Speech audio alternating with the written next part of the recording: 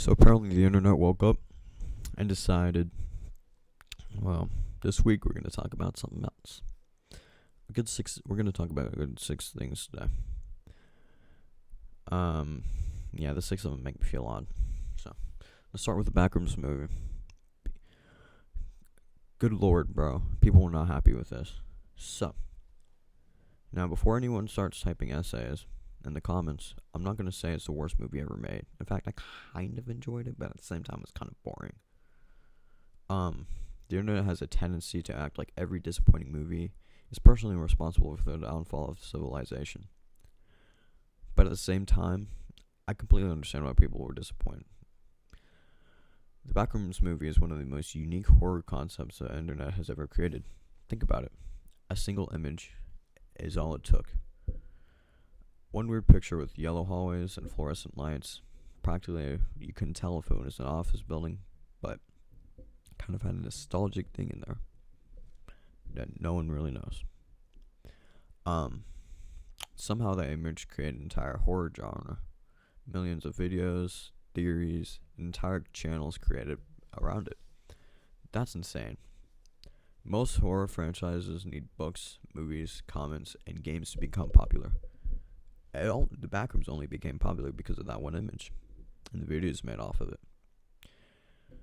That's basically internet magic. The problem is that the movie had one job: to make people feel trapped, uncomfortable, lost, and quite scared. But instead, it made a lot of viewers walking away confused and bored. Kind of like, I went to the movie with my friend and his dad. My best friend, by the way. They both said that it was confusing. That is valid, in my opinion. And apparently, I looked on YouTube, and it's practically social media, and I saw that. Just, I guess you could say it's kind of relatable. And those are practically the two worst emotions a horror movie can create. Scared, yes. Nervous, yes. Uncomfortable, amazing. Bored, death sentence. That's literally the last thing that people want when creating a movie. One of the biggest complaints I keep seeing is that movies spend too much time to explain itself. Even though that one line is like, try explaining something to a blind person. Draw a dog and then try to explain it to them. Or something like that. The movie was the entire appeal. The unknown was the entire appeal. People didn't want answers. They wanted endless hallways and existential dread. Existential dread. The second you start over-explaining every mystery, some of the magic disappears, you know? It's like magic revealing every trick. Once you know how everything works, it's just not the same. Honestly, I think the movie became a victim of its own hype. Years of expectations, theories, and fan ideas, but no movie is ever going to live up to all of that.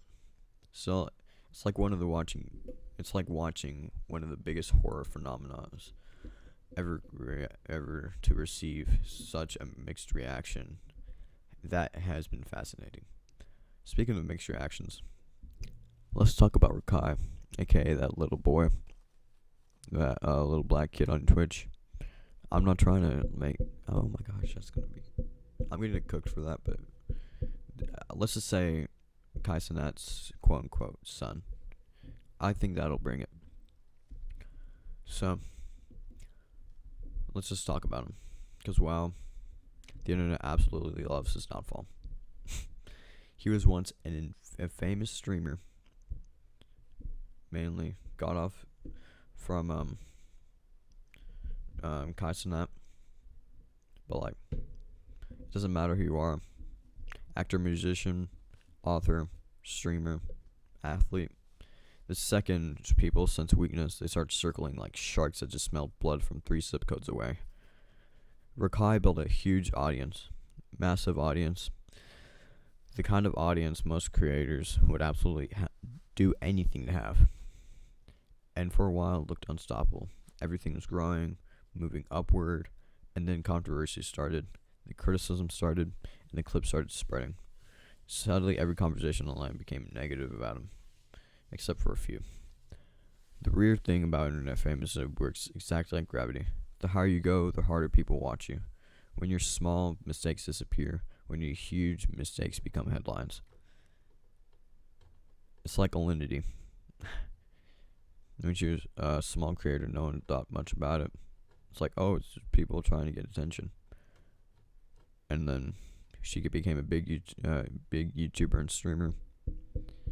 Everything went downhill. Once the public opinion starts shifting, every tiny problem suddenly feels 10 times bigger. One weird clip becomes a controversy. Holy voice crack. But one controversy becomes a trend. One trend becomes an entire narrative. Then everyone starts acting like they've always felt that way. It's kind of fascinating to watch. It's not entertaining, but it's kind of predictable. If I ever become, for example, like pretty internet popular, and I do one thing wrong, it's gonna be pretty predictable what's gonna happen. I'm gonna be cooked.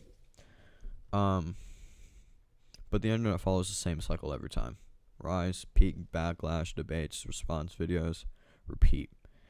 And now Rakai seems to be right in the middle of that cycle. Speaking of disasters, they're making another Minecraft movie, or more specifically, the theater employees are going to be the ones having to survive it, because we all know they're cooked. They're absolutely cooked. The first movie turned in theaters into after war zones. You have people screaming, throwing popcorn, recording TikToks, jumping out of seats, cheering at random moments like chicken jockey, like they just witnessed the winning touchdown of a Super Bowl. It's like, I remember that one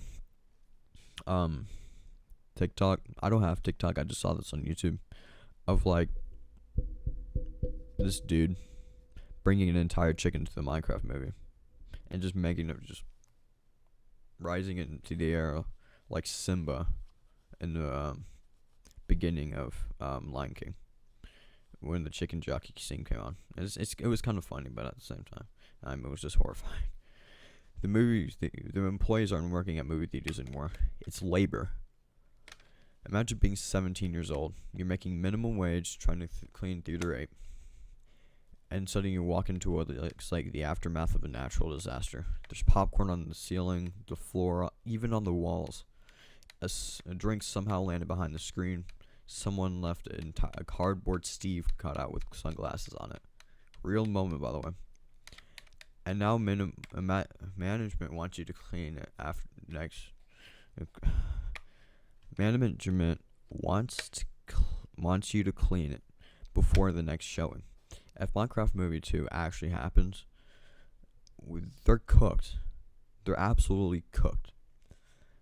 They know what's coming. Honestly, I think the audience knows what's coming too. Thank God it's coming out in 2027, because they have some time to prepare. I want you to kind of want to talk about something that make me realize how fast time moves. Re-kid. This one hit me kind of. If you watch VR gaming content for the last several years, you know who he is. The screaming, the chaos, the ridiculous reactions, absolute nonsense. That was the entire experience. This guy could say one sentence in the VR video became 10 times funnier. And now he's growing up, voice changing, becoming much deeper. His screaming ain't the same. He's lost his ability. You get it? I'm sorry. He lost his screaming, is what the joke was.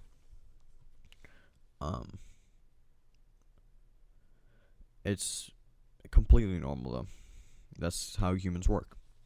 But it's so weird because if you watch someone for years, I've watched Re-Kid since he even started getting into Josh Jupp videos.